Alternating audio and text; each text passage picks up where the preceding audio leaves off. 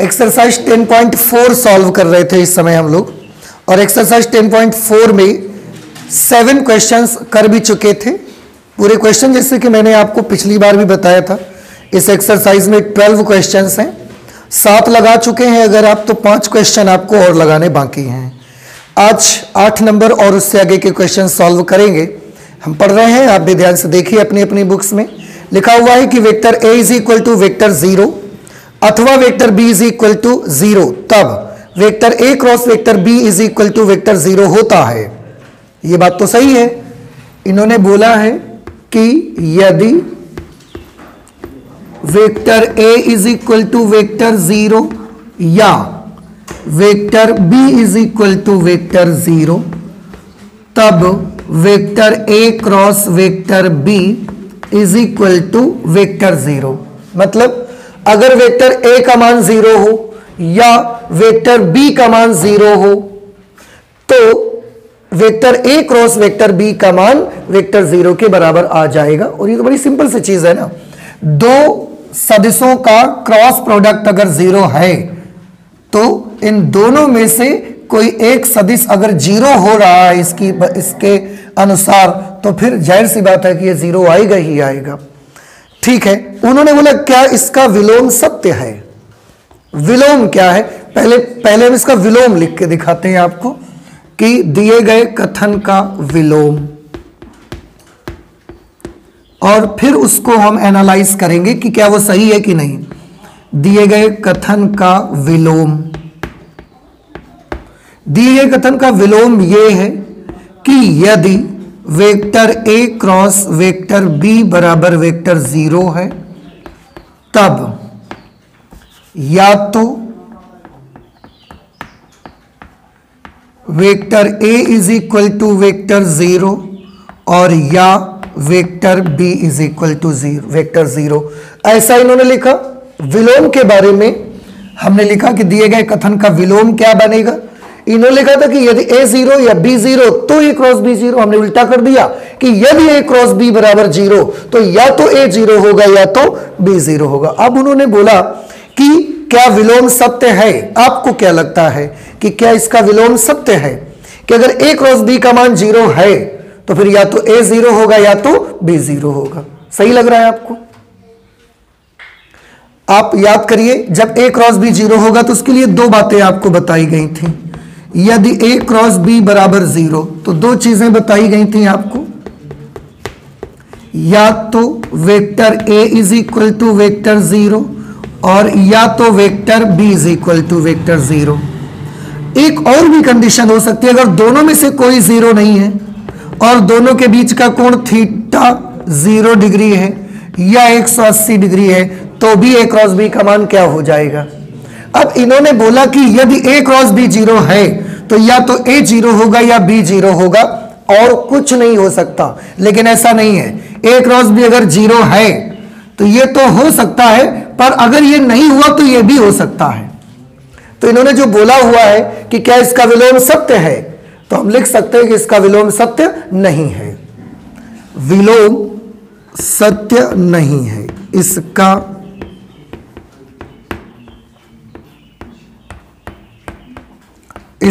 विलोम सत्य नहीं है। कैसे सत्य नहीं है? उन्होंने बोला अगर आप ये कह रहे हैं सत्य नहीं है, तो एक एग्जाम्पल फिर देकर आप इसको प्रूफ करके दिखाइए हमको कि इसका विलोम सत्य नहीं है। ठीक है, एक एग्जाम्पल देकर आपको इसको प्रूफ करना पड़ेगा कि इसका विलोम सत्य नहीं है। अब हम एग्जाम्पल ये देंगे कि a क्रॉस b अगर 0 है तो a 0 और b 0 होने पर तो ये 0 हो सकता है, पर अगर इनके बीच का कोण 0 डिग्री है, 180 डिग्री है, तो भी इसका मान क्या हो सकता है? 0 हो सकता है। जैसे a cross vector b is equal to, formula क्या होता है? Mod of vector a into mod of vector b into sine theta into N cap, यही वैल्यू होती है। अब अगर दोनों के बीच का कोण हम 0 डिग्री ले लें, अर्थात दोनों सदिश आपस में समांतर अगर हम ले लें, तो उस वक्त vector a cross vector b, और देखो दोनों के बीच का कोण 0 है तथा ना तो वेक्टर ए 0 है और ना ही वेक्टर बी 0 है। देखिए हमने क्या ले लिया है, हमने लिया है कि ना तो वेक्टर ए 0 है और ना वेक्टर बी 0 के बराबर है, बस उन दोनों के बीच का कोण कितना है 0 डिग्री। अब आप इसमें रखिए vector A cross vector B, तो ये 0 नहीं आएगा, ये भी 0 नहीं आएगा, पर यहां साइन 0 की वजह से ये टर्म कैसी हो जाएगी 0। अगर ये 0 हो जाएगा तो ये तो पूरे को ले डूबेगा ना, तो vector A cross vector B की वैल्यू कितनी बन जाएगी 0। अब देखिए ना हमने ए को 0 लिया ना हमने बी को 0 लिया, बस दोनों के बीच का एंगल कितना लिया 0 डिग्री, और तब भी ए क्रॉस बी का मान 0 है। जबकि इनका कहना क्या था कि ए क्रॉस बी केवल तभी 0 हो सकता है जब या तो ए 0 हो और या तो बी 0 हो। ऐसा नहीं है, ए और बी में से कोई भी 0 नहीं होगा, फिर भी ए क्रॉस बी 0 हो सकता है, और उस सिचुएशन पर जब थीटा का मान 0 डिग्री या 180 डिग्री होगा। ये एक एग्जांपल से आप इसको शो कर सकते हैं। समझ आया कि नहीं आया? तो इसका विलोम सही नहीं है, विलोम सही नहीं है मतलब ए क्रॉस बी अगर 0 है तो इसका मतलब हमेशा ही ये नहीं आएगा कि ए भी 0 होगा या बी 0 होगा। इसका यह भी मतलब हो सकता है कि ए और बी में से कोई 0 नहीं है पर दोनों ही वेक्टर आपस में समांतर है, तो भी ए क्रॉस बी 0 हो सकता है। ठीक है, तो विलोम सत्य नहीं होगा इसका। ये तो इंट्रोडक्शन में भी आपको बताया गया था। अच्छा, नेक्स्ट 9 नंबर क्वेश्चन, एक त्रिभुज का क्षेत्रफल ज्ञात करिए जिसके शीर्ष 1 1 2 2 3 5 1 5 5। क्वेश्चन नंबर 9, एक ये त्रिभुज बना लेते हैं हम, इसके ये शीर्ष मान लिए ए बी और सी। ए के कोऑर्डिनेट्स आपको दिए गए हैं 1 1 2 1 1 2, बी के कोऑर्डिनेट्स आपको दिए गए हैं 2 3 5 2 3 5, और सी के कोऑर्डिनेट्स आपको दिए गए हैं 1 5 5 1 5 5। ठीक है, तो त्रिभुज का क्षेत्रफल ज्ञात करना है आपको। कैसे करेंगे? ऐसा तो क्वेश्चन पहले भी हम लोग लगा चुके हैं जिसमें त्रिभुज के तीनों शीर्ष दे दिए जाते थे और उसका क्षेत्रफल आपको मालूम करना रहता था। मेरे ख्याल से एग्जाम्पल में लगाया था हमने एक ऐसा क्वेश्चन। क्या करते थे, अगर ये त्रिभुज के शीर्ष हैं, इससे हम क्या पता लगा सकते हैं? त्रिभुज के शीर्षों के स्थिति सदिश पता लगा सकते हैं। तो हम ए का स्थिति सदिश ओ ए मालूम कर सकते हैं, ये बनेगा आई cap plus J cap plus 2 के कैप। ऐसे ही बिंदु बी का स्थिति सदिश क्या बन जाएगा 2 आई कैप प्लस 3 जे कैप प्लस 5 के कैप। ऐसे ही त्रिभुज के तीसरे शीर्ष बिंदु सी का स्थिति सदिश क्या बनेगा आई कैप प्लस 5 जे कैप प्लस 5 के कैप, ये बन जाएगा। त्रिभुज का क्षेत्रफल हमको निकालना है, बताइए कैसे निकाला जाएगा त्रिभुज का क्षेत्रफल? तरीका आपको पिछली क्लास में एग्जाम्पल में भी बताया गया है। Mod of 1/2 mod of A B cross A C. अगर हम ए बी क्रॉस ए सी न लें तो और क्या ले सकते हैं? हम बी ए क्रॉस बी सी कर सकते हैं, हम सी ए क्रॉस सी बी कर सकते हैं, पर दोनों के दोनों वेक्टर एक ही शीर्ष बिंदु से स्टार्ट करने रहेंगे। ये आपको पहले भी बताया जा चुका है। आप चाहे जहां से निकाल लीजिए। क्या करना चाहेंगे, ए बी क्रॉस ए सी करना चाहेंगे या कुछ और कर लेते हैं? कुछ और कर लो, सी ए क्रॉस सी बी कर लो या बी सी क्रॉस बी ए कर लो आज। ठीक है ना, देखो ऐसा तो नहीं है कहीं ए बी क्रॉस ए सी से ही आंसर आए बाकी से नहीं आना हो। बी ए क्रॉस बी सी करते हैं आज। पहले वेक्टर बी ए निकालते हैं। वेक्टर बी ए निकालने के लिए क्या करेंगे, ओ ए माइनस ओ बी। ए के पोजीशन वेक्टर में बी का पोजीशन वेक्टर माइनस कर देंगे। आई में से 2i माइनस होगा माइनस आई कैप, जे में से 3j माइनस होंगे माइनस 2j कैप, 2k में 5k माइनस होंगे माइनस 3k कैप। ये वेक्टर बी ए आ गया। अगर वेक्टर बी ए आ गया तो अगला वेक्टर क्या निकालना चाहिए, ए सी बी सी। बी ए निकाला है तो फिर बी सी भी निकालना पड़ेगा आपको। बी सी निकालेंगे position vector of C minus position vector of B. C के पोजीशन वेक्टर में बी का पोजीशन वेक्टर माइनस करना पड़ेगा। आई में से 2i माइनस किया आपने माइनस आई कैप, 5j में 3j माइनस कर दिए तो 2j कैप, 5k में 5k ही माइनस कर दिया तो 0k कैप। अब BA क्रॉस BA और BC तो आ गए, अब हमको BA क्रॉस BC निकालना पड़ेगा। तो हम निकाल लेते हैं vector BA cross vector BC। Determinant method use करेंगे, सबसे ऊपर वाली रो में I cap, J cap, K cap. अब BA के पहले गुणांक लीजिए, BA -1 -2 -3, -1 -2 -3। फिर BC के I J K के गुणांक लीजिए, -1 2 0, -1 2 0। सॉल्व करिए इसको, I कैप हमने ले लिया, दोनों तरफ से इसको ढकिए, 0 -6 तो ये आ जाएगा 6I कैप। फिर -J, इसको ढकिए और इसको ढकिए, -1 -3 -1 0 बचेगा तो ये 0 -3 यानी कि ये बन जाएगा +3J cap plus K cap. K cap में दोनों तरफ से ढकेंगे तो -2 -4K कैप, -4K कैप। ये vector BA cross vector BC की वैल्यू निकल करके आ गई। त्रिभुज ABC का क्षेत्रफल, त्रिभुज ABC का क्षेत्रफल area is equal to 1/2 modulus of vector BA cross vector BC। Vector BA cross vector BC ये है, वैल्यू है 6I cap plus 3J cap -4K cap. हमें इस वेक्टर का मापांक चाहिए, क्योंकि मापांक का निशान लगा है ना। किसी भी वेक्टर का मापांक आप कैसे निकालते हो, √I के गुणांक का स्क्वायर प्लस J के गुणांक का स्क्वायर प्लस K के गुणांक का स्क्वायर। देखो 16 9 25 और 36, 25 36 61, देख लो भाई, ठीक है ना। इतने स्क्वायर यूनिट, तो जो भी त्रिभुज है उसका क्षेत्रफल आ जाएगा आपका 9 6 15 6, 21 से लगे 2 2 3 5 और 1 6, √61/2 स्क्वायर यूनिट। ये हमारा आंसर आ जाएगा त्रिभुज का क्षेत्रफल। देखिए जरा क्या आ रहा है त्रिभुज का क्षेत्रफल। अब ये बताएं तरीका आपको समझ आया कि नहीं आया, इसका आ रहा है समझ में कि आप कोई भी वेक्टर दो लीजिए, दोनों बस एक ही शीर्ष बिंदु से स्टार्ट होने वाले चाहिए। अगर बी से स्टार्ट होने ले रहे तो एक BA ले लीजिए, दूसरा BC ले लीजिए। अगर A से स्टार्ट होने वाले ले रहे हैं तो एक AB ले लीजिए, एक AC ले लीजिए। अगर C से स्टार्ट होने वाले ले रहे हैं तो एक CA और एक CB ले लीजिए। ठीक है, आ रहा है आंसर। ठीक, तो आप इसे नोट कर लीजिए 9 नंबर, इसके बाद 10 11 12। जल्दी से हाथ चलाइए।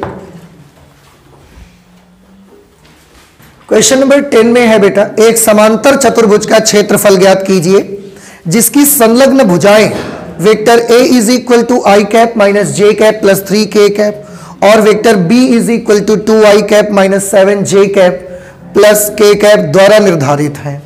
एक ऐसा समांतर चतुर्भुज है जिसकी दो संलग्न भुजाएं इन वेक्टरों के द्वारा निर्धारित की गई हैं। अगर एक छोटा सा फिगर बना के देखा जाए तो इस तरीके से, इसमें से एक वेक्टर A है और ये वेक्टर B है। दो संलग्न भुजाएं दी गई ना, संलग्न भुजाएं मतलब एडजेसेंट साइड्स, और यही होती हैं संलग्न भुजाएं, एक ये और ये, या तो ये और ये संलग्न भुजा हो जाएगी या तो ये और ये हो जाएगी। संलग्न का मतलब है जो एक दूसरे के साथ लगी हुई हो। ये वाली भुजा और ये वाली भुजा संलग्न नहीं हो सकती, ये वाली और ये वाली संलग्न नहीं हो सकती। ये और ये संलग्न है, ये और ये संलग्न है, ये है, ठीक है ना। तो कोई भी दो संलग्न भुजाएं A और B के द्वारा निर्धारित करी गई हैं। इसका क्षेत्रफल आपको मालूम करना है। आपने फॉर्मूला पढ़ा है समांतर चतुर्भुज का क्षेत्रफल, area is equal to modulus of अगर ये समांतर चतुर्भुज की दो संलग्न भुजाएं निरूपित करते हैं तो फिर तो बस हमें vector A cross vector B का मॉडुलस निकाल देना चाहिए। अब समांतर चतुर्भुज का क्षेत्रफल आ जाएगा अगर आपने ये निकाल दिया, तो पहले हम ए क्रॉस बी ही निकालें। अब ये बताओ कर लोगे कि नहीं कर लोगे आप? ए क्रॉस बी निकालना है, फिर उसका मापांक निकाल देना है, तो इसको हम सॉल्व नहीं कर रहे हैं। ये आप सभी लोग अपना अपना क्वेश्चन सॉल्व कर लीजिए, ठीक है। अब इतना तो कर लिया करिए। फिर 11 नंबर क्वेश्चन, मान लीजिए कि वेक्टर ए और वेक्टर बी इस प्रकार हैं कि mod of A is equal to 3, mod of vector B is equal to √2/3। ठीक है भाई, मान लिया हमने।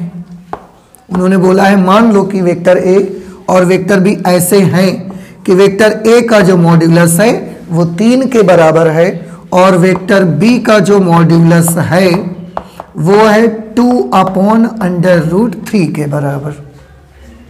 अरे भाई कुछ उल्टा हो गया, √2/3 के बराबर है,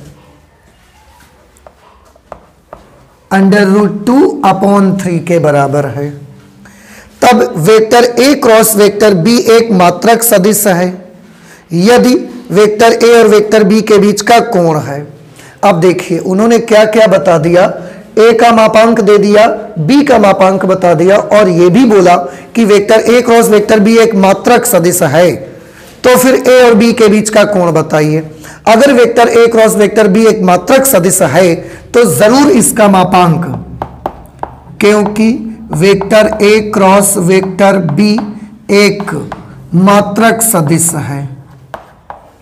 मात्रक सदिश मतलब इकाई सदिश, एक मात्रक सदिश है, इसलिए modulus of vector A cross vector B is equal to 1 होना चाहिए।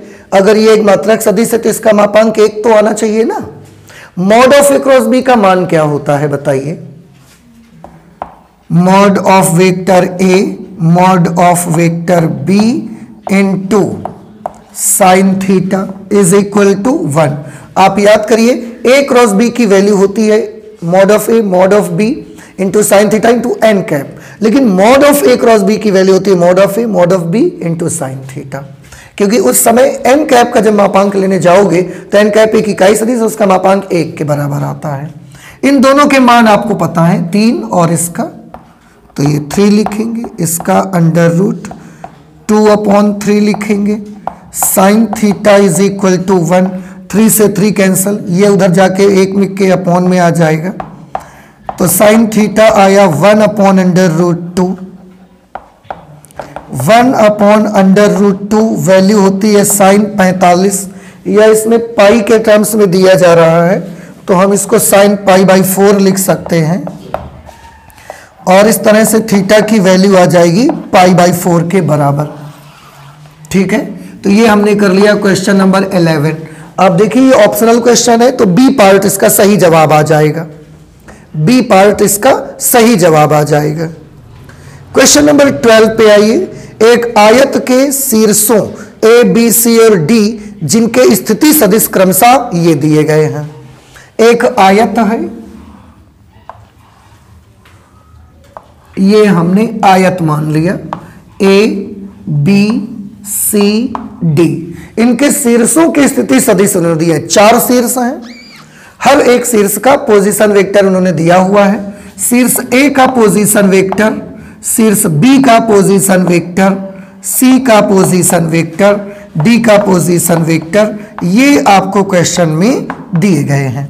तो पहले शीर्ष का पोजीशन वेक्टर दिया गया है -i + 1/2j + 4k, -i + 1/2j + 4k।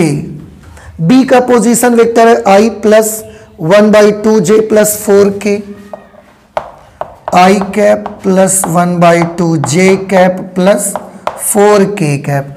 i j k का मतलब उन पे कैप लगा हुआ है, मैं बार बार नहीं बोलूंगा, आप समझ जाइएगा। अगला है i cap -1/2j cap + 4k cap, और लास्ट वाला है -i cap -1/2j cap + 4k cap. बउआ हो, देख लो यही है ना, माइनस प्लस प्लस फिर तीनों प्लस फिर वह प्लस माइनस प्लस हो गया, ठीक है। अब आपको इसका क्षेत्रफल पता लगाना है। आपको नहीं लगता कि आयत ये समांतर चतुर्भुज जैसा दिखता है थोड़ा थोड़ा?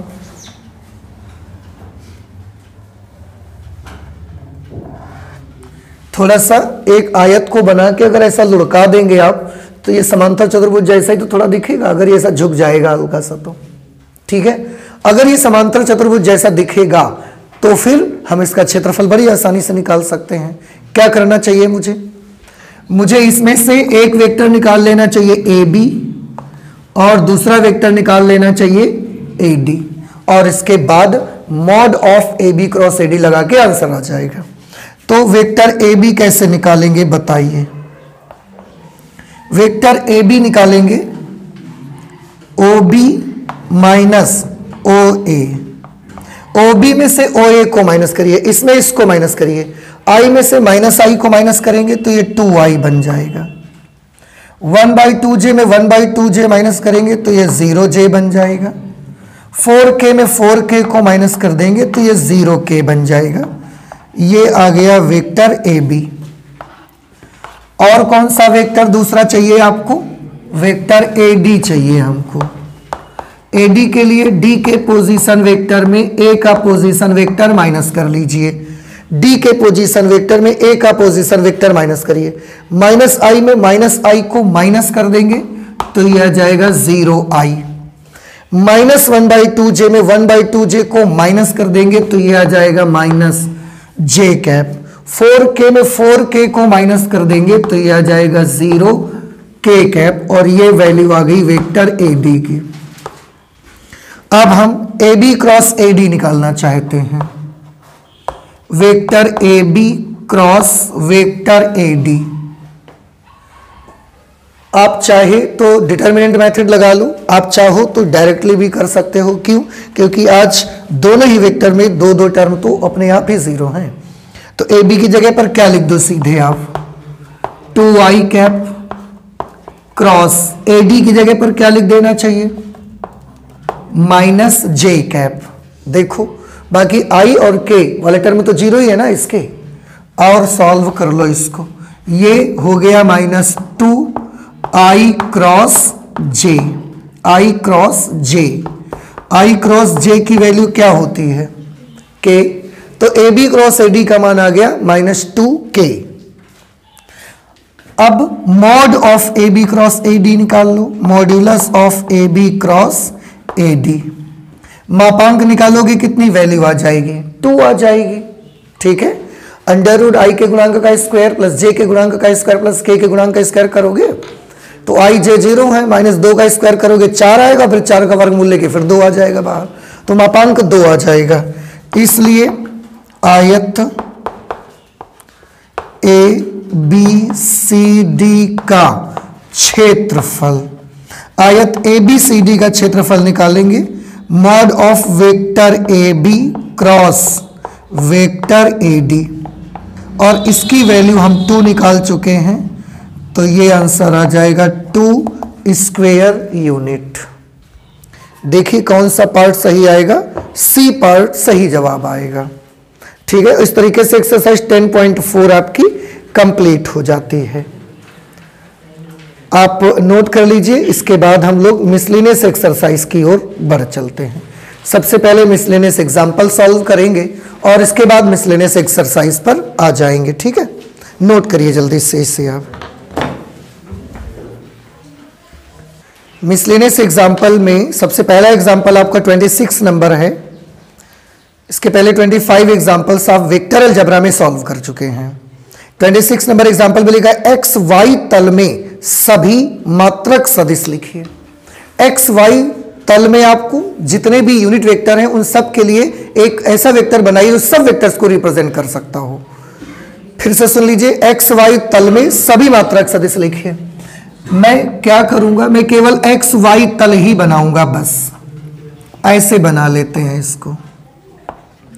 ये y बना लिया, ये x बना लिया, x डैश हो गया और ये y डैश, ये मूल बिंदु है O। आपको करना ये है, हमने केवल एक्स वाई तल बनाया, जेड का हम जेड को नहीं बनाया, जरूरत नहीं है, उन्होंने केवल ये बोला है कि एक्स वाई तल में सभी मात्रक सदिश लिखिए। ठीक है, अब एक्स वाई तल में अगर आपको सभी के सभी मात्रक सदिश लिखने हैं तो आप कैसे लिखेंगे? उसके लिए एक्स वाई तल पर कहीं पर भी एक पॉइंट ले लेते हैं, कोई भी पॉइंट ले लीजिए, पी पॉइंट ले लीजिए, यहां से इसको हम मिला देते हैं। ठीक है, इसको आप वेक्टर ओपी लिख सकते हैं, वेक्टर ओपी, बिंदु पी का स्थिति सदिश। फिर से एक्स वाई तल पर एक बिंदु पी है और बिंदु पी का स्थिति सदिश क्या होगा? Vector OP. अब हमें एक्स वाई तल में जितने भी मात्रक सदिश हैं उनके बारे में एक वेक्टर तैयार करके लिखना है। एक काम कर लीजिए, अगर इसका सदिश आपको बनाना है, जैसे आपको याद होगा 3 डायमेंशंस में जब हम बोलते थे ये वाले पॉइंट का सदिश बताइए, तो आप क्या करते थे? आप नापते थे कि एक्स अक्ष पे चली गई दूरी कितनी है, फिर वाई अक्ष पे चली गई दूरी कितनी है, फिर जेड अक्ष पे चली गई दूरी कितनी है। अगर एक्स अक्ष पे चली गई दूरी एक्स है, वाई पे चली गई दूरी वाई है और जेड पर चली गई दूरी जेड है, तो इस बिंदु का वेक्टर क्या बना देते थे आप? एक्स आई कैप, वाई जे कैप, जेड के कैप, यही तो लिख देते थे। आज जेड तो है नहीं, केवल आपको एक्स और वाई में बनाना है, तो कुल मिला के इसका निर्देशांक तो मालूम होना चाहिए ना हमको कि एक्स अक्ष यहां तक पहुंचने के लिए एक्स अक्ष पे कितना दूर चलना पड़ा है, वाई अक्ष पे कितना दूर चलना पड़ा है, ये तो पता रहना चाहिए आपको। तो उसके लिए मैं यहां से इस पर एक लंब डाल देता हूं, यहां से ये डिस्टेंस हमको बताएगी कि यहां पर पहुंचने के लिए एक्स अक्ष पर कितना दूर जाना पड़ेगा। मान लिया ये डिस्टेंस एक्स है, फिर ये डिस्टेंस आपको बताएगी कि इस बिंदु तक पहुंचने के लिए वाई अक्ष पर कितना दूर चलना पड़ेगा। तो इस बिंदु के कोऑर्डिनेट वैसे क्या बने जा करके? X comma Y. इसलिए बिंदु P का वेक्टर क्या बन जाएगा? एक चीज और, उन्होंने सारे के सारे मात्रक सदिश पूछे हैं। पहले हम एक काम कर लेते हैं, ये एंगल हम मान लेते हैं कि थीटा है। अभीष्ट सदिश या बिंदु P का स्थिति सदिश हम पहले बनाते, फिर मात्रक सदिश बाद में कर लेंगे। बिंदु P का स्थिति सदिश, फिलहाल जो भी आप पॉइंट देख रहे हैं उस पॉइंट P का स्थिति सदिश क्या होगा? ये आपको क्या लगता है? एक्स अक्ष पर चली गई दूरी x है, वाई अक्ष पर चली गई दूरी y है, तो फिर इसका वेक्टर क्या बनना चाहिए? आंसर है एक्स आई कैप प्लस वाई जे कैप बननी चाहिए। पर इसके साथ इन्होंने एक शर्त और लगाई है कि मात्रक सदिश चाहिए। मात्रक सदिश अगर आपको चाहिए तो O से P तक का मापांक कितना होना चाहिए? 1 होना चाहिए। तो वेक्टर OP की वैल्यू हम कितनी मान लेते हैं? 1। भाई आप देखो ना, क्वेश्चन में केवल ये तो नहीं लिखा ना कि एक्स वाई तल में सभी सदिश लिखिए, लिखा एक्स वाई तल में सभी मात्रक सदिश लिखिए। मात्रक सदिश जो होगा उसका मापांक कितना होगा? उसका मापांक तो 1 होना चाहिए। तो जो ये वेक्टर है इसका मापांक हम कितना मान ले रहे हैं? 1। एक्स अक्ष के साथ मान लिया इसने कितना एंगल बनाया है? थीटा। तो क्या आप बता सकते हैं एक्स की वैल्यू कितनी आएगी? एक्स की वैल्यू अगर हम इस पे अप्लाई करेंगे cos theta, cos theta, cos theta आधार बटे कर्ण, तो कॉस थीटा आधार बटे कर्ण यानी कि कॉस थीटा बराबर एक्स बटे 1। इसमें मैं आपको ट्रायंगल में लगा के दिखा देता हूं। Cos theta is equal to X upon modulus of vector OP, और वेक्टर ओपी का मापांक है कितना? 1 के बराबर। तो जब इसको 1 को यहां भेजोगे तो ये एक्स की वैल्यू कितनी आ जाएगी? Cos theta. इसी प्रकार अगर हम साइन थीटा यहां पर लेते हैं तो लंब बटे कर्ण आएगा y upon modulus of vector OP. Vector OP का मापांक जो होगा वो 1 के बराबर होगा और 1 यहां पर आ जाएगा तो y की वैल्यू कितनी बन जाएगी? Sine theta. अगर x और y के मान यहां पर रख दिए जाएं तो ये एक्स वाई तल में एक एकांक सदिश बन जाएगा। इसलिए एक्स वाई तल में सभी मात्रक सदिश, सभी मात्रक सदिश क्या बने सभी मात्रक सदिश? x की जगह पर लिखेंगे cos थीटा आई कैप प्लस y की जगह पर लिखेंगे sin थीटा j कैप। अब थोड़ा सा इसको एनालाइज करके देखिए और समझने की कोशिश करिए। ये x y तल में मैंने लिखा है सभी मात्रक सदिश। आप सोचोगे लिखा तो एक है, पर यहां हिंदी में लिखा जा रहा है सभी मात्रक सदिश। सच में ये सभी मात्रक सदिश हैं। कैसे? आप थीटा की वैल्यू कुछ भी लिखते जाइए, ऐसे ऐसे धीरे धीरे थीटा की वैल्यू बढ़ाते जाइए, तो जितने भी वेक्टर हैं एक्स वाई तल में मात्रक सदिश वो सब मिल जाएंगे आपको। Theta 10 degree, 20 degree, 30 degree, 40 degree, 50, 60, 70, 80, 90, 100, ये कुछ भी लिखते जाइए, आपको मिलते जाएंगे मात्रक सदिश। अब ये मात्रक सदिश है कि नहीं है, उसको भी तो डिसाइड कर लेना चाहिए हमको। मात्रक सदिश की क्या पहचान होती है, उसका मापांक कितना होना चाहिए? तो निकाल के देखो इसका मापांक, under root cos square theta plus sine square theta. Cos square theta plus sine square theta का मान क्या होता है? 1। तो मापांक 1 आ रहा है। ये मात्रक सदिश है और ये एक्स वाई तल में है, और थीटा की वैल्यू बदल बदल कर सारी यूनिट वेक्टर निकाल सकते हैं। तो ठीक है, ये एक्स वाई तल में सभी मात्रक सदिशों को रिप्रेजेंट करता है। और एक चीज, मात्रक सदिश बोल दिया है इसलिए हमने इसको क्या मान लिया है? मापांक। अगर ये मात्रक सदिश नहीं बोलते तो आप इसको 1 नहीं मान सकते थे, 1 नहीं मान सकते थे। फिर आपको क्या लिखना पड़ता? फिर आपको लिखना पड़ता, जैसे ओपी की जगह 1 लिख दिया है, फिर आप 1 तो नहीं लिख पाते। अगर 1 नहीं लिख पाते तो एक्स की वैल्यू कितनी आ जाती?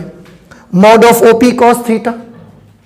y की वैल्यू आती mod of OP sine theta, और वो वैल्यूज हम x और y की जगह लिखते। लेकिन क्योंकि उन्होंने मात्रक सदिश पूछा है इसलिए इसका मापांक कितना ले लिया गया है? 1 के बराबर। तो अगर एग्जामिनेशन में कोई क्वेश्चन आता है जिसमें बोलते हैं एक्स वाई तल में सभी सदिश ज्ञात करिए, कुछ समझ में आया? एक्स वाई तल में सभी सदिश ज्ञात करिए, और इसमें क्या लिखा गया है? एक्स वाई तल में सभी मात्रक सदिश ज्ञात करिए। तो अगर मात्रक ना लिखा जाए तो फिर सदिश क्या बन जाएगा बताइए? बन जाएगा mod of OP cos theta I cap plus mod of OP sine theta J cap. बस मात्रक सदिश बोला गया तो मॉड ऑफ ओपी का मान 1 कर दिया हमने, और ये एक्स वाई तल में स्थित सभी सदिशों को रिप्रेजेंट करता है, सभी मात्रक सदिशों को रिप्रेजेंट करता है। मापांक भी निकाल के देख लिया है आपने, सारा कुछ इसमें हो गया। बस इतना सा हमको सॉल्व करना था। इसके बाद नेक्स्ट 27 नंबर एग्जाम्पल आप देखिए, मिसलेनियस एग्जाम्पल 27 पे है, यदि बिंदुओं ए बी सी और डी के स्थिति सदिश क्रमशः ये दिए गए हैं। बिंदु ए का स्थिति सदिश को हम ओ ए से लिखेंगे, बिंदु बी की स्थिति सदिश को ओ बी से लिखेंगे, बिंदु सी की स्थिति सदिश को ओ सी से लिखेंगे, और बिंदु डी की स्थिति सदिश को ओ डी से लिखेंगे। तो ए का स्थिति सदिश है आई प्लस जे प्लस के, आई cap plus J cap plus के कैप। बिंदु बी का स्थिति सदिश दिया है 2i plus 5j, 2i plus 5j। बिंदु सी का स्थिति सदिश दिया गया है 3 प्लस 2 माइनस 3, 3 प्लस 2 माइनस 3। बिंदु डी का स्थिति सदिश दिया गया है i माइनस 6j माइनस के, i माइनस 6j माइनस के। अब उन्होंने पूछा तो सरल रेखाओं AB तथा CD के बीच का कोण ज्ञात करिए। अब देखिए आपको AB और CD के बीच का कोण ज्ञात करना है। क्या आपको याद है, अगर आपको वेक्टर A और वेक्टर B के बीच का कोण ज्ञात करना हो तो आप 2 तरीके के सूत्र लगा सकते हो, एक cos थीटा से भी आ जाएगा और एक sin थीटा से भी आ सकता है। cos थीटा का अगर फॉर्मूला लगाते हैं तो आप लगाते हैं vector A dot vector B upon mod of vector A into mod of vector B। sin theta से अगर निकालते हैं तो आपका फॉर्मूला आता है mod of vector A cross vector B upon mod of vector A into mod of vector B। याद नहीं आ रहा है? कम आ रहा है। cos थीटा का फॉर्मूला हम लगाते हैं vector A dot vector B upon mod of vector A into mod of vector B। Sine theta के लिए फॉर्मूला लगाते हैं mod of vector A cross B upon mod of vector A into mod of vector B।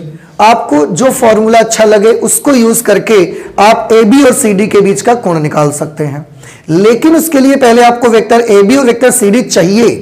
तो पहले vector AB निकालिए आप। A B की value कैसे निकाली जाएगी? ओ बी माइनस ओ ए, ओ बी माइनस ओ ए। 2i में से i माइनस करिए तो i कैप, 5j में j माइनस कर दीजिए तो 4j कैप और माइनस का k कैप। ये ए बी वेक्टर की वैल्यू आ गई। देखिए ए बी और सी डी के बीच का कोण चाहिए तो अभी आपको सी डी भी निकाल लेना चाहिए। सी डी कैसे निकालेंगे? ओ डी माइनस ओ सी से, ओ डी माइनस ओ सी, इसमें से इसको माइनस करिए, दिस इज माइनस 2i, इसमें इसको माइनस करेंगे माइनस 8j, इसमें इसको माइनस करेंगे plus 2k, this is vector C D. अब हमको इन दोनों के बीच का कोण निकालना है। कौन सा फॉर्मूला लगाना पसंद करेंगे आप, कॉस थीटा से या साइन थीटा से? कॉस से निकाल लो, है ना। क्रॉस निकालने के लिए आपको डिटरमिनेंट लगाना पड़ेगा और डॉट तो उससे भी आसानी से आ जाता है, तो आप वो लगा लो। इसलिए cos theta is equal to, हम फॉर्मूला लगाएंगे A B dot C D upon modulus of vector A B into modulus of vector C D. क्या कर लेंगे या हमको करके दिखाना पड़ेगा? कर लेंगे। अच्छा बताओ, A B dot C D निकाल पाएंगे कि नहीं? ए बी ये है, सी डी ये है, इन दोनों का डॉट प्रोडक्ट करना है। 1 का -2 से करेंगे -2, 4 का -8 से करेंगे -32, -1 का 2 से करेंगे -2। ए बी का मापांक क्या होगा? ए बी का मापांक 1 16 1 यानी कि √18। सी डी का मापांक क्या आएगा? 4 64 4 72। भाई 4 4 8 और 64 72 हो जाएंगे। सॉल्व करिए इसको। cos theta is equal to -2 -32 और -2, 32 और 4 ये आ गए -36, ठीक है ना। और नीचे क्या होगा? 72 के लिए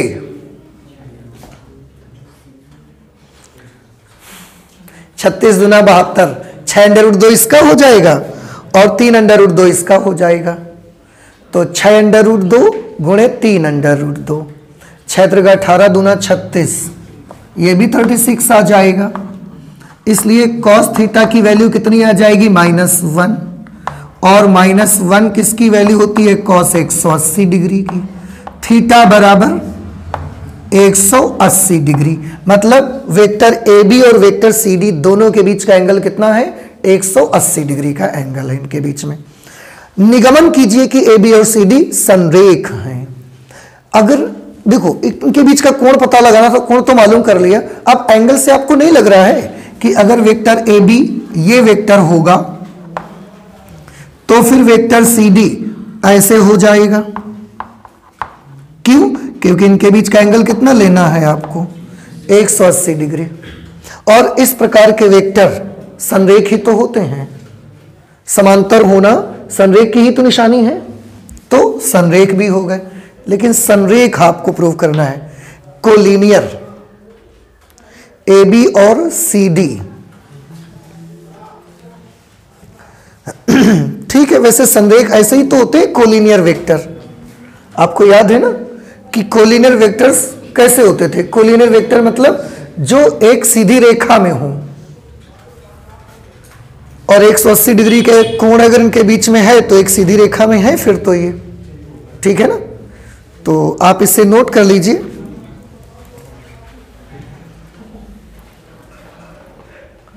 या संरेख के लिए आप एक काम छोटा सा कर सकते हैं, अगर आपको ऐसे अच्छा नहीं लग रहा है। दो सदिशों के संरेख होने की शर्त क्या होती थी? आपको याद होगा, vector A is equal to plus minus lambda vector B.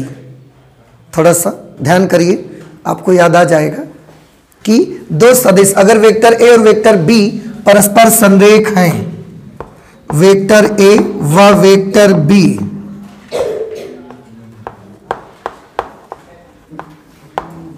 संरेख हैं, तो vector A is equal to plus minus lambda vector B. शर्त बताई गई थी ना।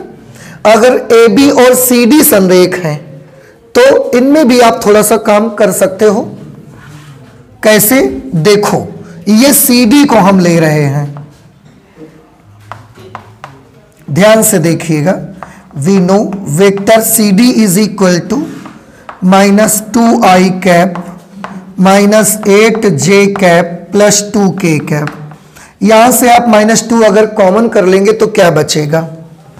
i cap plus 4j cap minus k cap. अब वो ध्यान से देखो, i cap plus 4j cap minus k cap, i cap plus 4j cap minus k cap, ये किसकी वैल्यू है? ये तो वेक्टर AB की है ना। तो vector CD is equal to -2 vector AB। इसी फॉर्मेट में तो आ गया, इसलिए वेक्टर AB व वेक्टर CD कैसे हैं? फिर वेक्टर AB व वेक्टर CD संरेख हैं। अब समझ में आ गया आपको? तो इस तरीके से ये आप एग्जाम्पल नंबर 27 कर सकते हैं। जल्दी से नोट करिए, फिर एग्जाम्पल नंबर 28 करते हैं।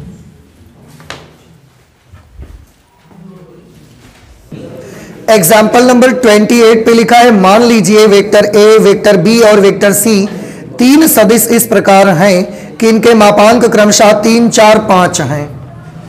ये एग्जाम्पल नंबर है 28। वेक्टर A का मापांक 3 है, वेक्टर B का मापांक 4 है और वेक्टर C का मापांक जो दिया गया है वो 5 है। और इनमें से प्रत्येक अन्य दो सदिशों के योगफल पर लंबवत है। कुछ बात समझ में आ रही है? इन्होंने बोला इनमें से प्रत्येक, 3 है ये, इनमें से प्रत्येक अन्य दो सदिशों के योगफल पर लंबवत है। इसका मतलब जो A है वो B प्लस C पर लंबवत है। कोई भी सदिश अन्य दो के योगफल पर लंबवत है ना। तो अगर A है तो B और C के योगफल पर लंबवत है, B है तो वो A और C के योगफल पर लंबवत है, C है तो वो A और B के योगफल पर लंबवत है। इसका मतलब ये हुआ कि ये भी चीज हमको दी गई है कि जो वेक्टर A है इस परपेंडिकुलर, वेक्टर A किसके लंबवत है बताइए? क्वेश्चन को समझ पाए कि नहीं समझ पाए आप? तो फिर वेक्टर A किसके लंबवत है? Vector B plus vector C के लंबवत है। ये इंप्लाई करता है कि अगर आप A का dot product vector B plus vector C से कर देंगे तो इसकी वैल्यू कितनी आ जाएगी? भाई अगर ये और ये लंबवत है तो इसका डॉट प्रोडक्ट 0 आ जाना चाहिए। ठीक है, डॉट प्रोडक्ट अगर आप कर देंगे तो vector A dot vector B plus vector A dot vector C is equal to 0। तथा क्वेश्चन के मुताबिक वेक्टर B किसके लंबवत होगा?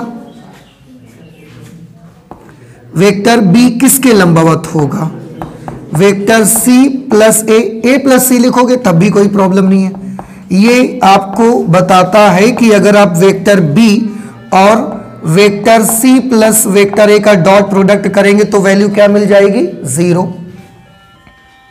इसका मल्टीप्लाई कर दीजिए तो vector B dot vector C, B का A से करोगे तो B डॉट A या A डॉट B भी लिख सकते हो क्योंकि डॉट प्रोडक्ट क्रम विनिमेय होता है।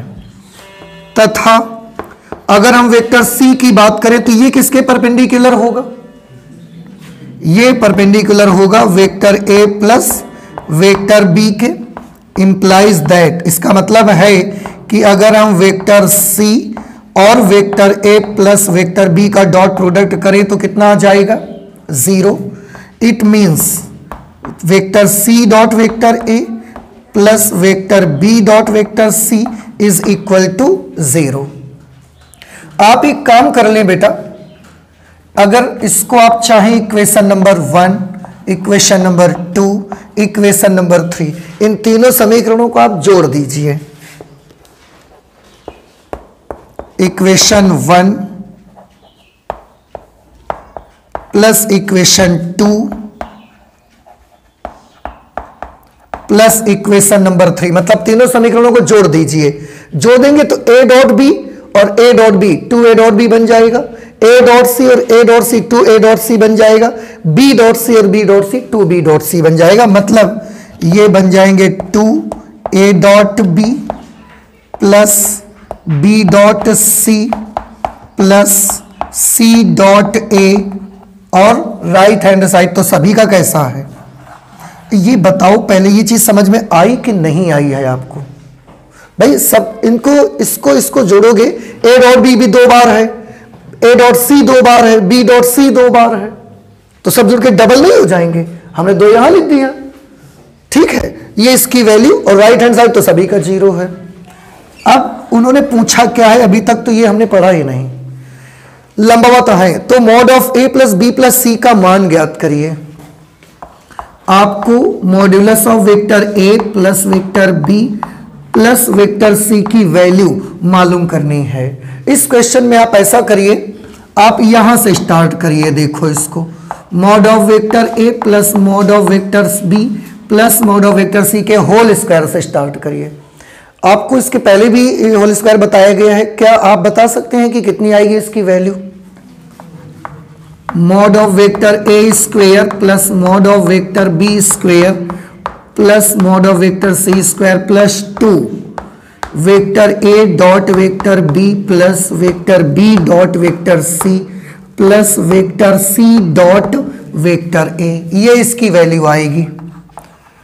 तो vector A plus vector B plus vector C whole square is equal to, mod of A का मान 3 है, बी का 4, सी का 5, 3 का स्क्वायर करिए 9, 4 का स्क्वायर 16, 5 का स्क्वायर 25। रही बात इसकी तो इसका मान 0 के बराबर आ चुका है, देखिए वो 0 हो जाएगा। ये 16 9 25 और 25 50 हो जाएंगे। तो mod of vector A plus vector B plus vector C whole square इसकी 50 आ गई है। तो mod of vector A plus vector B plus vector C की वैल्यू कितना आ जाएगी? 5√2 इसकी वैल्यू आ जाएगी। और यही हमसे पूछा जा रहा था कि mod of A plus B plus C का मान क्या होगा। अब ये बताएं, क्या आपको ये चीज समझ में आई कि नहीं आई? भाई आ गया समझ में? इसके बाद एक क्वेश्चन नंबर 29 लिखा है। वैसे ये भी बड़ा आसान सा क्वेश्चन है, अगर आप चाहें तो इसको भी बड़ी आसानी से सॉल्व कर सकते हैं। यही कर लेते हैं, ठीक है। देख लीजिए एग्जाम्पल नंबर 29। देखो एग्जाम्पल नंबर 29 पे 3 सदिश वेक्टर ए, वेक्टर बी और वेक्टर सी प्रतिबंध vector A plus vector B plus vector C बराबर वेक्टर 0 को संतुष्ट करते हैं। मतलब तीनों सदिशों का जोड़ जो है वो किसके बराबर आ रहा है? वेक्टर 0 के बराबर है। यदि ए का मापांक 3 है, बी का मापांक 4 है और सी का मापांक 2 है, तो राशि mu is equal to vector A dot vector B plus vector B dot vector C plus vector C dot vector A का मान ज्ञात करिए।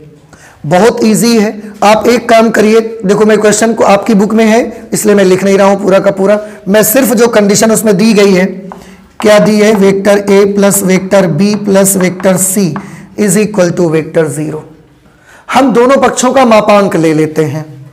अगर आपने दोनों पक्षों का मापांक ले लिया तो ये क्या बन जाएगा? Vector A plus vector B plus vector C is equal to 0।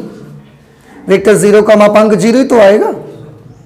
अब दोनों पक्षों का वर्ग कर दीजिए, वर्ग कर दीजिए। इसका वर्ग अभी आपने ओपन किया है, ये आता है, ठीक।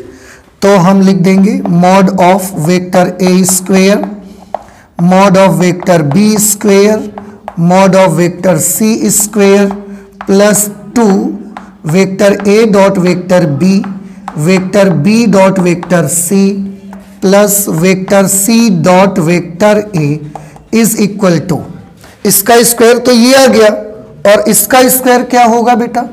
0। ए बी सी के मापांक दिए हैं, ए का 3, बी का 4 और सी का 2 दिया है मापांक। ए का मापांक 3 है, 3 का वर्ग करेंगे 9 आ जाएगा, बी का 4 है 16 आ जाएगा, सी का 2 है 4 आ जाएगा 2। और इसकी वैल्यू देख लीजिए क्वेश्चन में म्यू के बराबर दी गई है। क्वेश्चन में देखिए इसकी वैल्यू आपको म्यू दी गई है। Mu is equal to A dot B plus B dot C plus C dot A दिया है ना, तो हम a dot B plus B dot C plus C dot A की जगह पर क्या लिख सकते हैं, म्यू। हमने म्यू लिख दिया और इसी म्यू का मान चाहिए। ये 16 4 20 और 9 29, ये 29 पर जाके माइनस हो जाएगा। तो 2 mu is equal to -29, mu is equal to -29/2। ये म्यू की वैल्यू निकल करके आपको मिल गई। बताइए समझ आया कि नहीं आया समझ में आपको? ठीक है, एक एग्जाम्पल और बचा है, अगर आपकी इजाजत हो तो उसको भी लगा लिया जाए। ठीक है, नोट कर लीजिए, फिर उसको भी लगा लेते हैं। मिसलेनियस एग्जाम्पल 30 है, लिखा है यदि परस्पर लंबवत मात्रक सदिशों आई कैप जे कैप और के कैप, परस्पर लंबवत मात्रक सदिशों आई कैप जे कैप के कैप, ये आपको सबको पहले पता है कि ये मात्रक सदिश हैं आई कैप जे कैप के कैप और ये परस्पर लंबवत होते हैं, कि दक्षिणावर्ती पद्धति के सापेक्ष vector alpha is equal to 3i minus J, vector alpha 3i minus J, vector beta is equal to 2i plus J minus 3 K, 2i plus J minus 3 के। तो बीटा को vector beta is equal to vector beta 1 plus vector beta 2 के रूप में अभिव्यक्त कीजिए। आपको जो ये वेक्टर बीटा है ना, इसको कुछ इस तरीके से लिखना है, vector beta 1 plus vector beta 2 की फॉर्म में लिखना है। कहने का मतलब यूं कि आपका जो ये वेक्टर बीटा है, इसे दो वेक्टरों में, ऐसे वेक्टरों में तोड़िए जिनका योगफल बीटा के बराबर आ जाए। उनमें से एक वेक्टर बीटा 1 होना चाहिए, दूसरा वेक्टर बीटा 2। इनके बारे में भी शर्तें दी गई हैं कि जो वेक्टर b1 है, बीटा 1 है, वो अल्फा के समांतर है और वेक्टर बीटा 2 अल्फा के लंबवत है। शर्त ये है, शर्त है कि वेक्टर बीटा 1 जो होना चाहिए वो अल्फा के समांतर होना चाहिए और जो वेक्टर बीटा 2 होना चाहिए वो अल्फा के लंबवत होना चाहिए। ठीक है, ये हमको शर्त दी गई है। क्वेश्चन एक बार फिर से सुन ले। अल्फा और बीटा दो वेक्टर हमको दिए गए हैं, आपको इस बीटा वेक्टर को दो ऐसे वेक्टरों में तोड़ना है जिन वेक्टर्स का योग करने से फिर से वेक्टर बीटा मिल जाए। साथ ही साथ उन दो वेक्टरों में ऐसे गुण होने चाहिए कि ये वाला वेक्टर बीटा 1 अल्फा के समांतर हो और ये वाला वेक्टर बीटा 2 अल्फा के लंबवत हो। ये गुण हमको चाहिए। तो इस तरीके से आपको सॉल्व करना है। अब आप थोड़ा सा देखिए, बहुत इजी क्वेश्चन है। इन्होंने क्या बोला, पहली शर्त आप देखिए, जो वेक्टर बीटा 1 है वो अल्फा के कैसा है, समांतर। तो यहां लिखेंगे क्योंकि vector beta 1 is parallel to vector alpha. अब आप याद करके मुझे बताएं, अगर दो वेक्टर एक दूसरे के समांतर होते हैं तो उसके लिए क्या शर्त लागू होती है? समांतर होने के लिए आपको याद है ना, plus minus lambda vector B कर लेते हैं हम लोग। ठीक है ना, तो ऐसा है इसमें, अगर ये इसके समांतर है तो जरूर हम ये लिख सकते हैं beta 1 is equal to lambda vector alpha. बताइए लिख सकते हैं कि नहीं लिख सकते? क्योंकि बीटा 1 अल्फा के समांतर है, इसलिए vector beta 1 is equal to lambda vector alpha. Lambda कोई भी कांस्टेंट नंबर हो सकता है, पॉजिटिव नेगेटिव हमें नहीं पता, पर कोई भी कांस्टेंट नंबर हो सकता है। तो वेक्टर बीटा 1 कैसे निकलेगा? अल्फा में लैम्डा से मल्टीप्लाई करवाइए, ये अल्फा इसमें लैम्डा से मल्टीप्लाई कराएंगे तो 3 lambda I cap minus lambda J cap. बउआ ये किसकी वैल्यू आ गई? देखो वेक्टर बीटा 1, पर इसमें अननोन कांस्टेंट लैम्डा है। हमारा मेन मकसद आप जानते हैं इस लैम्डा का मान निकालना है, क्योंकि अगर लैम्डा का मान निकल के बीटा आ गया तो यहां लिखने से क्या मिल जाएगा हमको? बीटा 1 मिल जाएगा। अब एक चीज और देखिए, जो बीटा 2 है वो अल्फा पर लंबवत है। हम बीटा 2 का मान निकालना चाहते हैं, यहां से थोड़ा देखिए, बीटा 2 निकालिए, क्योंकि vector beta is equal to vector beta 1 plus vector beta 2। अगर मैं यहां से आपसे वेक्टर बीटा 2 का मान पूछूंगा तो आप मुझे क्या बताएंगे? Vector beta minus vector beta 1। देखो बउआ ये इधर आ जाएगा ना, तो वेक्टर बीटा 2 की वैल्यू आएगी vector beta minus vector beta 1। Beta में बीटा 1 माइनस कर दीजिए, ये बीटा है और ये है बीटा 1, इसमें से इसको माइनस करिए, आएगा 2 minus 3 lambda I cap 2 minus 3 lambda I cap, 2 minus 3 lambda I cap. फिर इसमें इसको माइनस करिएगा तो ये आ जाएगा 1 प्लस लैम्डा जे कैप, और के है नहीं तो ये माइनस का 3k बन जाएगा। देखो पहले इतना सही है कि नहीं है। बीटा में बीटा 1 माइनस करेंगे तो बीटा 2 मिल जाएगा, बीटा ये है, बीटा 1 ये है, इसमें इसको माइनस किया 2 माइनस 3 लैम्डा आई कैप, इसमें इसको माइनस करेंगे तो प्लस हो जाएगा 1 प्लस लैम्डा जे कैप, और ये माइनस का 3k कैप बचा रहेगा। ये वैल्यू बेटा किसकी आ गई है, देखो ये वैल्यू आ गई वेक्टर बीटा 2। और वेक्टर बीटा 2 के बारे में हमको क्या बताया गया है कि वेक्टर बीटा 2 अल्फा के लंबवत है। तो यहां लिखेंगे क्योंकि vector beta 2 is perpendicular to alpha. अब अगर दो सदिश परस्पर लंबवत हैं तो उनके लिए क्या शर्त आपको पता है, दोनों का डॉट प्रोडक्ट 0 के बराबर होना चाहिए। तो vector beta 2 dot alpha should be equal to 0। Vector beta 2 की ये वैल्यू लिखी हुई है 2 minus 3 lambda I cap plus 1 plus lambda J cap minus 3k cap. Dot का निशान लगा दिया, अल्फा की जगह पर ये नोट कर देंगे 3i cap minus J cap is equal to 0। Beta 2 की जगह बीटा 2 का मान, अल्फा की जगह अल्फा का मान बराबर 0। डॉट प्रोडक्ट करना, ये भी एक वेक्टर है, ये भी एक वेक्टर है, इनका डॉट प्रोडक्ट करिए, आई वाले को आई वाले से, जे वाले को जे वाले से, के वाले को के वाले से। तो 3 का गुणा 2 माइनस 3 लैम्डा का गुणा 3 से होगा, 1 प्लस लैम्डा का गुणा -1 से होगा, और के वाला कोई टर्म नहीं है तो उसको नहीं करेंगे हम। 2 माइनस 3 लैम्डा को 3 से मल्टीप्लाई करिए, 3 दूना 6 माइनस 3 तिया 9 लैम्डा। अब -1 का गुणा 1 प्लस लैम्डा से करेंगे तो -1 माइनस लैम्डा, और बराबर के उस साइड में क्या है 0। 6 माइनस 1 ये हो गया 5, minus 9 lambda minus 1 lambda minus 10 lambda, और उधर जाके 10 लैम्डा प्लस का हो गया, इधर -10 लैम्डा उधर +10 लैम्डा। तो लैम्डा बराबर कितना आ जाएगा 1/2। लैम्डा की वैल्यू आ गई 5/10 यानी कि 1/2। अब हमको तो बीटा 1 और बीटा 2 चाहिए। लैम्डा की वैल्यू यहां लिखिए, बीटा 1 मिल जाएगा, लैम्डा की वैल्यू यहां लिखिए, बीटा 2 मिल जाएगा। इसलिए वेक्टर बीटा 1 लिख दीजिए, लैम्डा का मान 1/2, तो ये 3/2 आई कैप बन जाएगा, 3/2 I cap minus 1/2 J cap, ये बीटा 1 आ गया बेटा। इसी प्रकार वेक्टर बीटा 2 अगर आपको निकालना है तो यही लैम्डा की वैल्यू यहां लिखिए जाकर के, यहां लिखेंगे 1/2 तो ये 3/2 बन जाएगा। अब 2 में से 3/2 माइनस कर देंगे, 2 में से 1.5 माइनस करेंगे तो 1/2 बच जाएगा, और ये आ जाएगा 1/2 आई कैप।